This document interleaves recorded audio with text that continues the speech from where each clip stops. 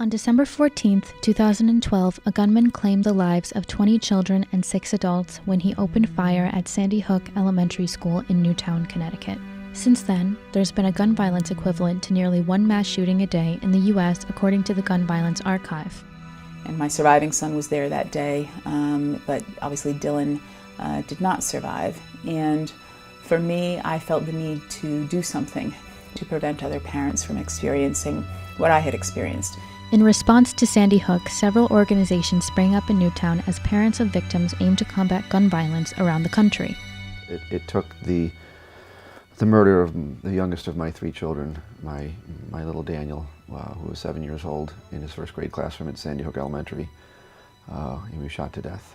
Newtown is at the epicenter of a massive ripple effect that's come out of the shooting at Sandy Hook School.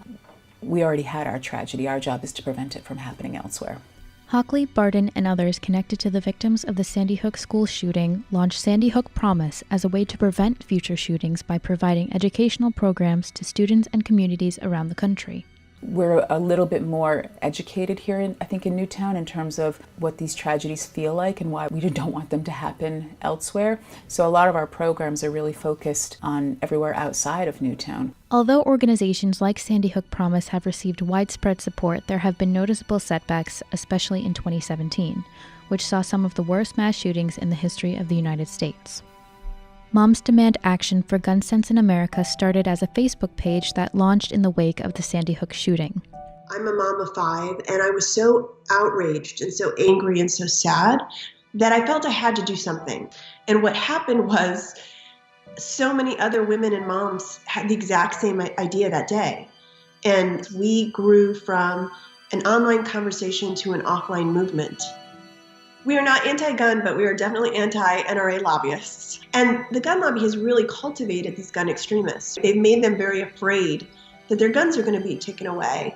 No one is trying to take anyone's guns away, but women and moms, we're afraid our children are going to be taken away. People had already decided that I was anti-gun because my child was murdered with somebody using a gun. I know that people have inaccurate misconceptions about the work that Sandy Hook Promise does until they find out what we do. And then we find that almost unilaterally, universally, people are all in.